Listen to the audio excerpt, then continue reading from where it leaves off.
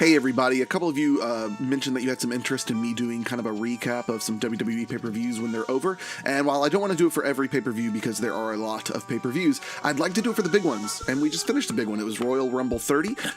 It was really good. I enjoyed almost all of it. I missed the pre-show. Intentionally, I didn't plan on really watching it, but I unintentionally completely missed it because I didn't realize the pay-per-view started at 7. And that's when I got home. So, pre-show, I'm looking at the list here of all the matches and whatnot.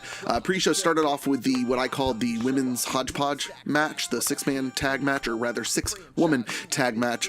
Becky Lynch, Nikki Bella, and Naomi, the Faces, versus Alexa Bliss, Mickie James, and Natalya.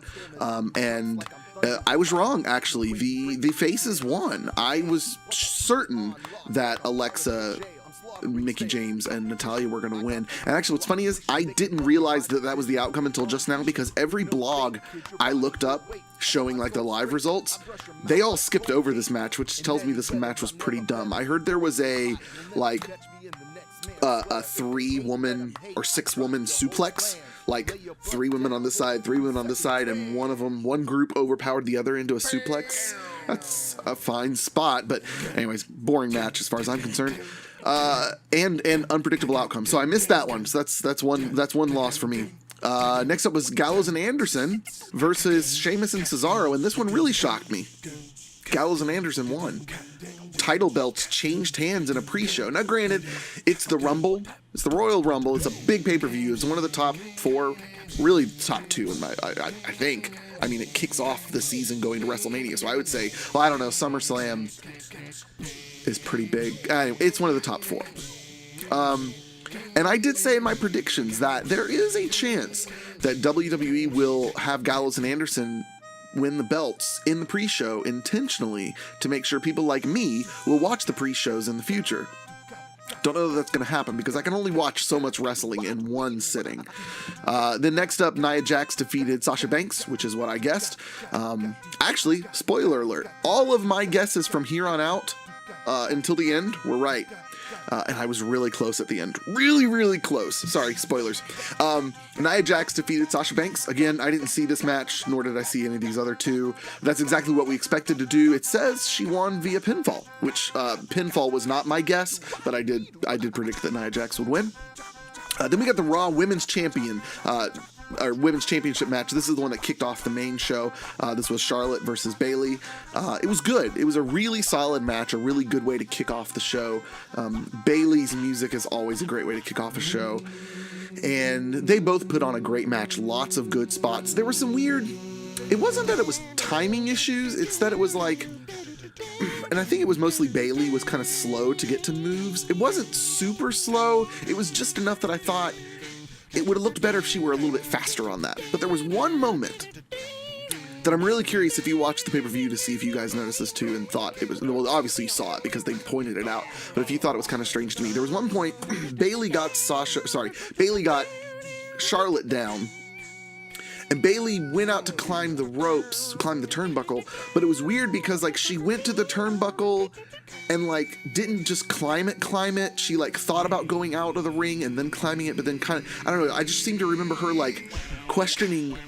It was like she was trying to figure out what she was supposed to do. Like there's a difference between figuring out what you should do and figuring out what you're supposed to do.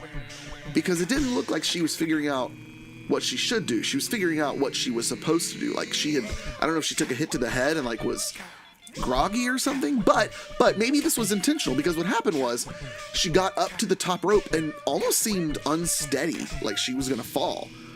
She got down, smacked Charlotte a few times, and maybe this is the case. You couldn't really see Charlotte at this time, but the commentators were pointing out that Bayley noticed that Charlotte was getting up off the ground, and Bayley, rather than risking it and jumping to her competitor who was starting to get up, she got down off the turnbuckle, punches her a few times, and then proceeds to jump back up on the turnbuckle and do a Macho Man elbow. I can't imagine she forgot that she was supposed to do a Macho Man elbow at that point. Maybe it's that Charlotte wasn't in a good position.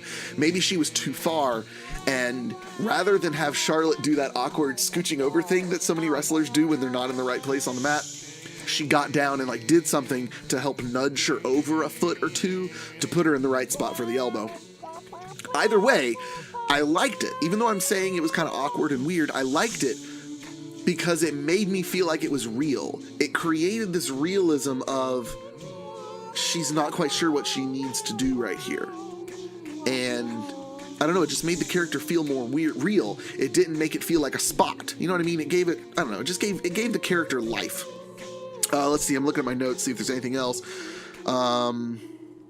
It was a good ending because there were a bunch of good endings on the Royal Rumble because there were a lot of extra special finishers. In this case, Charlotte did her natural selection, which is basically this thing where she flips over her opponent and smashes her face into the mat. And she did it to Bayley while Bayley was on the edge of the mat, which is a harder part of the mat. Well, I say harder because they really focus on, oh, that's the hardest part of the ring. That's the hardest part of the ring. And I'm sure it is, or at least it's harder than in the middle of the ring, but they push that a lot. And it kind of gets annoying. So anyways, it was a good finish. She pulls off her finisher, rolls Bayley back into the ring and pins her. Gets the win. Well deserved. Charlotte's a great heel. It's how I predicted it. Good. Bayley will have her time one day. Next up, we've got Kevin Owens versus Roman Reigns. And let me read to you my prediction for this match. Because, was this the next match? I don't know if this is out of order. I'm going by order on the subreddit. But anyways, I think Cruiserweights were the next match, but we're just going to go in their order. Then we had the Universal Championship match with Roman Reigns and Kevin Owens and Jericho up in the shark cage. So you got Roman Reigns and Kevin Owens going at it. Jericho, Kevin Owens' buddy, best friend, up in the shark cage, unable to intrude. Here's what I wrote. Someone will interfere with the match, giving Kevin Owens the win. I just said someone. I just said someone. And then I said, maybe Jericho will drop something down from the cage. It wouldn't be the first time they've done something like that. He pulled out brass knuckles and threw them down to Kevin Owens. Kevin Owens, in classic Kevin Owens fashion, he already taunts Roman Reigns' hoo-ah thing before he does, usually before he does his rolling bomb, but what's it called? Rolling something. He rolls into him like a cannonball, the rolling cannonball.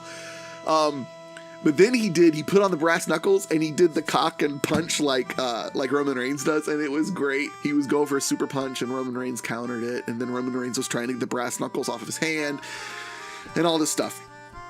Carrying on with what I wrote.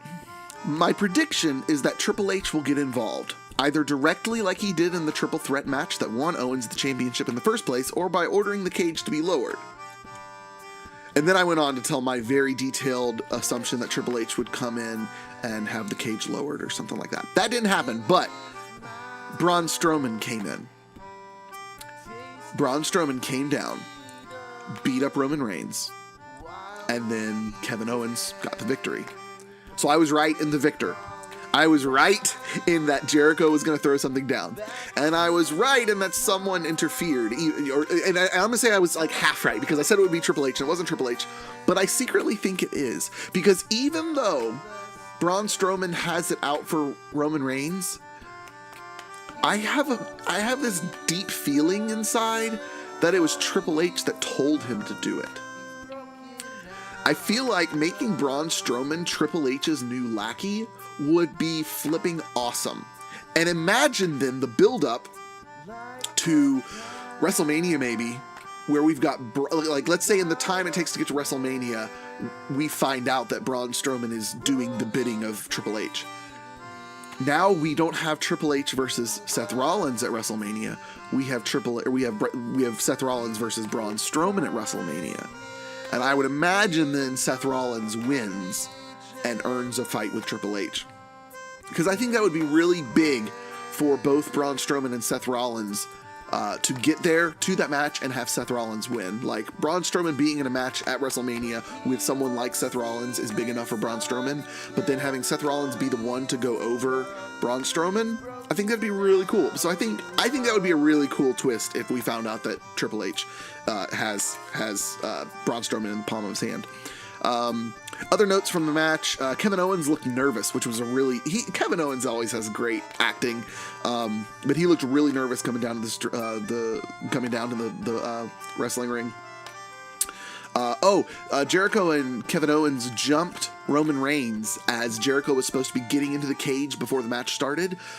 The bell hasn't rung yet because Jericho's not up in the shark cage, and they start pummeling Roman Reigns together, and then Roman fights back, of course, and throws Jericho into the shark cage, and the shark cage is lifted.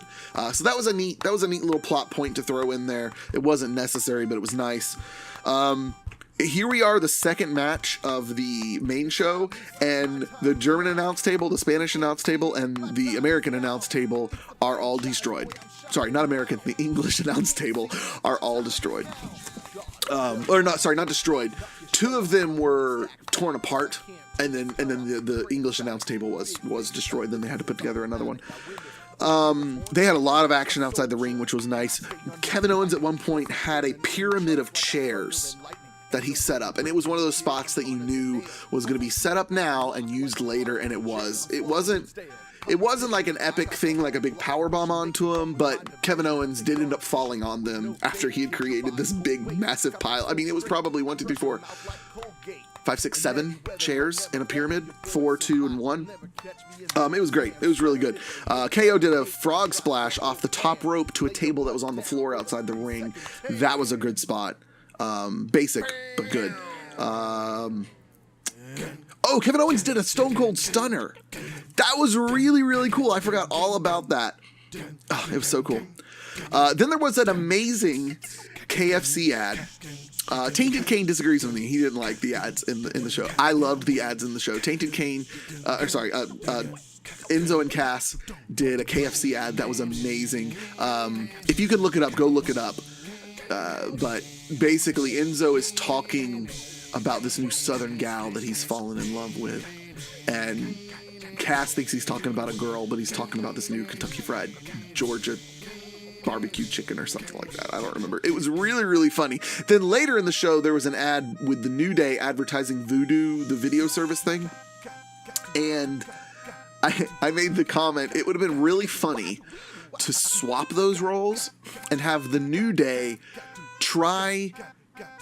do the ad for KFC, but avoid at all costs sounding racist. Like, they could make that really, really funny. Like, keep going to say something and then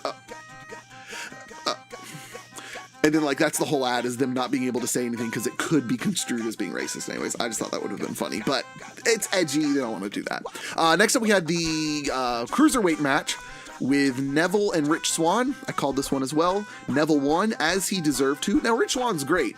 I would venture to say Rich Swann has the best kicks in the WWE. His kicks were so spot on, and it's also helped by the fact that Neville takes them really well. I mean, I don't know. I don't even know how. I know wrestling is pretend. I know it's pretend. But I don't know how they can take those hits to the head like that and not just be completely dazed and confused. I don't get it. Anyways, it was good. It's interesting, though, because there's a lot of complaints about the cruiserweights not being there's a lot of complaints about the cruiserweights not being allowed to do flips stuff and flips and flying and stuff, the crazy cruiserweight stuff that you want to see. There's a lot of complaints that WWE doesn't let them do that, and while I agree with that sentiment, I think the fact that there wasn't a lot of this match that was flippy stuff says more to the fact that Neville's different now. It's a common trope that heels don't do flips and fly and stuff, which is why Seth Rollins, you don't see him do his, what does he do? He does some sort of flippy moonsault thing, but he doesn't do it much because he's generally been a heel. Neville now is heel, a great heel, probably my favorite heel on the roster right now. And he just did a whole bunch of holds by the end of the match, and I think he actually won by a hold, didn't he? It doesn't say via pinfall, so I'm assuming not. I'm assuming it wasn't a pin, so I'm assuming it was a hold. It was a really good fight, though. But I like Neville doing holds and not flippy stuff, because that's kind of almost like a heel thing to do, because he just wants to win. He doesn't want to do it with style. He doesn't want to do flips just to please the crowd. He wants to stick it to the crowd and say, I'm going to beat this guy up as brutishly as I can. And that meant holds. Yep, that's it for that match. Next up, we got big match John Cena versus AJ Styles for the World Championship. This match I also called right. I called the outcome right, but I didn't call the storyline right for this one. I thought John Cena was going to do a heel turn, and he really convinced me that he might, because he was getting really frustrated, like going Super Saiyan and like just about to rage on John Cena, or rage on AJ Styles, which is all John Cena needs to go heel. Just go absolutely crazy on a guy. And I think AJ is one of the few people who could probably take that beating. Maybe. At least he's one of the few people right now who could do a double flip. We haven't seen a double turn in forever. And I would have liked a double turn. But it's okay. John Cena won. Here's some of my notes from it. It had a great start. Their matches always do, because it's kind of a slow build. But great selling by both of them, because like they take a hit, and then like Cena got kicked in the leg by AJ at the very beginning, like the first hit, and John Cena like turns and ow, like reacts to it like that, which seems funny and odd, but it really seemed, I don't know, it didn't make Cena seem weak. It made AJ seem strong, and that's what this whole match was. It made both of them look really, really strong. Cena hit a super AA off the top rope, which was incredible. I mean, he does that every now and then, but then AJ Styles within 30 seconds reversed something into a Styles Clash. Just took an AA off the top rope. Here, let me pick you up and slam you down with a Styles Clash 30 seconds later. That was a bit of a no-sell. I mean, he sold the actual move, but he recovered from it way too quickly. But I digress. That was all right. Then I think John Cena ended it with 3 AAs, maybe 2. I may be wrong. It may have only been 2, but I think it was 3, because I think he did one by grabbing AJ off the top turnbuckle and doing one. Then he did a regular one, and when he did that regular one, he kind of did a roll over AJ Styles, grabbing him and then lifting him up through the roll into another AA. So he ended it with 3 AAs back to back, and that finally got AJ down for the count. Made AJ look strong, made Cena look strong. Cena's the new champion, WWE champion, which is good. We've been needing that. Now we get to the Royal Rumble. So hang with me here. First of all, Cass was number 1, which was we're going to go through the whole list of everybody really, really quick. But I love that they put Cass number 1, because it allowed him to look good, but also that's the only time that Enzo and Cass can do their intro. So it made sense to do that. So here's the full list of entrants. And by the way, my pick was Jericho. Spoiler alert, he didn't make it. He didn't win, but I was really close. So Cass, Jericho, Kalisto, Mojo Rawley, Jack Gallagher with his umbrella, which was amazing. If you haven't seen Jack Gallagher, go look him up. I haven't seen a lot of him, but he's hysterical. Jack Gallagher, Mark Henry, Braun Strowman, Sami Zayn, Big Show, Ty Dillinger, 10. Yes, Ty Dillinger was number 10, by the way. James Ellsworth, Dean Ambrose, Baron Corbin, Kofi Kingston, Miz, Sheamus, Big E, Rusev, Cesaro, Xavier Woods, and when Xavier went out at that point, Big E, Xavier Woods, and Kofi were all still out there. They were out there together for a long time. Bray Wyatt, Apollo Crews, Randy Orton, Dolph Ziggler, Luke Harper, Brock Lesnar, Enzo, Goldberg, Undertaker. Now, we got one more spot to fill. And a lot of people at this point are upset by a couple of slots, because this Rumble was very, very mysterious. There were at least 10 spots that we didn't know. I think maybe 8 or 9, and those are saved for big surprises. Ty Dillinger was a good surprise. Jack Gallagher was a good surprise, and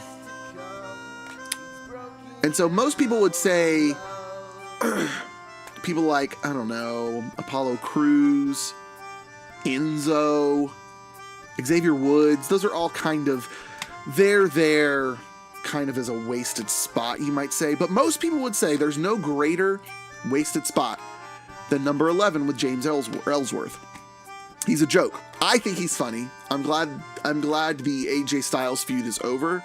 I like his new thing, even though the acting is terrible. I like his new thing with what's her face, Carmella. I don't like Carmella, but I like her with James Ellsworth. Most people would think that James Ellsworth was the most wasted spot. That should have gone to a real competitor. Nope. The biggest wasted spot in the whole Royal Rumble was number 30, and it went to Roman Reigns, who had already had a match in the main show. Now, yes, Cesaro and Sheamus also had a match, but that was in the pre-show. It was a long time ago. They've had time to recover. Roman got beat up by Braun Strowman just an hour prior to the Rumble, and he gets the 30th spot. And at this point, there's a lot of people still out. A couple things I want to talk about for the eliminations. First of all, so it was Cass, Jericho, Kalisto, Mojo Rawley, Jack Gallagher, Mark Henry, and at that point, no one had been eliminated. No, I'm sorry, I take that back. Jack Gallagher. When Mark Henry came into the ring, I made the comment on Discord with my buddies and I who were talking about the Royal Rumble. I said, Mark Henry is going to eat Jack Gallagher because you've got this giant black man against the palest little white dude you ever seen. And I'm like, he's just going to completely eat him. And figuratively, literally, however you want to take it, he did. And he just completely threw him, and it was amazing. Just tossed him like he was nothing. So Jack Gallagher was the first elimination. But then Braun Strowman came out, and he proceeded to eliminate Mojo, Cass, Kalisto, Mark Henry, Big Show, James Ellsworth, and Ty Dillinger. Strowman eliminated 7 people in a row until Baron Corbin was able to eliminate Strowman, which was good. Then the New Day got eliminated all together at the same time by Sheamus and Cesaro. Then Sheamus and Cesaro were eliminated by The Miz? I can't remember that. Then we get to Lesnar at the 20th spot. He came in and tore up house. He eliminated Dean Ambrose, Ziggler, and Enzo really quickly. It was almost, you could really break up the Rumble into 3 acts. You had your Braun Strowman act, then you had a little intermission, then you had your Brock Lesnar act, then you had a little intermission, and then you had, kind of burped under my breath, then you had the 3rd act, which started at the 24th spot with Goldberg coming out. Now, Goldberg came out, and I want to say he eliminated Lesnar. Yeah, Goldberg eliminated. Oh yeah, Brock Lesnar. Sorry, I'm getting confused. But look at my list. So Goldberg comes out, right? Spears Brock Lesnar right from the get-go. Spears him, and Lesnar may have lasted 30 seconds to a minute with Goldberg in the ring before he was eliminated by Goldberg. It was brilliant. We've got more story with Lesnar. Lesnar is getting angrier and angrier. It's going to be good. It's going to be real good. It's going to be so good that we're not going to care who wins the match. By the time we get to the rematch of Brock Lesnar versus Goldberg, we're not going to care who wins. We just want a match that's longer than 2 minutes. And so, anyways, then Goldberg gets eliminated by The Undertaker, which was fun. They did a big tease for Goldberg and The Undertaker. They didn't fight much. I think Goldberg speared him, and then Undertaker and then Goldberg went to go fight somebody else, and Undertaker basically went, I just don't feel like dealing with you. Whoop, over the rope you go. And so Goldberg was only in the match for maybe 3, 4, 5 minutes. So then it gets down to the end, and you're looking at Baron Corbin, Luke Harper, Goldberg, The Miz, Sami Zayn, Undertaker, Jericho, and Bray Wyatt. And if you pay attention to the list I just read, you can figure out who won. No, you can't. Oh, yeah. No, you don't know who won because I didn't list them. There's one other person still in the match at this point. So, it's fine. People are laid out a lot. Jericho is still in it. I'm so excited because I'm so close to being right. But Jericho was finally eliminated, leaving Bray Wyatt, Roman Reigns, and Randy Orton. So here we are, 3 people left. It's 2-on-1, and the one is Roman Reigns, and then we've got the Wyatt family. Now, WWE at this point is trolling us so hard that they may as well have had Roman Reigns come out to Never Gonna Give You Up. The crowd was chanting, "This is BS, this is BS, this is BS." Like, the crowd was so angry at the fact that Roman Reigns was in the Rumble in the first place, but the fact that he was now still potentially in it to win it against Bray Wyatt and Randy Orton.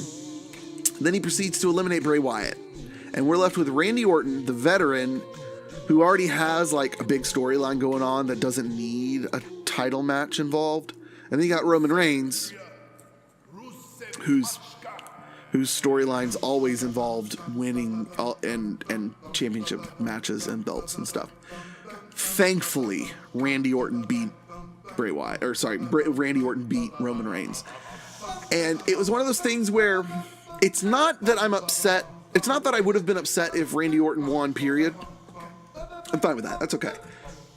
But I'm so ecstatic that Roman Reigns didn't win, and I'm actually kind of happy that WWE has a sense of humor and trolled us with having Roman Reigns be the last one eliminated.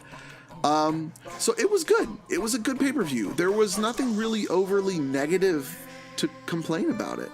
I think my only complaint will be if we find out that Braun Strowman really did just come out to beat up Roman Reigns because Roman Reigns speared him with Goldberg. Like, surely Triple H is behind him. Surely. Because I want to see Braun Strowman versus Seth Rollins. I mean, we've seen that before, but I want to see it again because they're great. I really enjoy both of those guys. So that's it for the Royal Rumble. Did you watch it? What were your favorite parts? Was I crazy in my predictions? Was I crazy in liking certain things or not liking certain things? So that'll do it. Thank you guys so much for watching, and we'll see you again at the next big pay-per-view. Adios. Goodbye.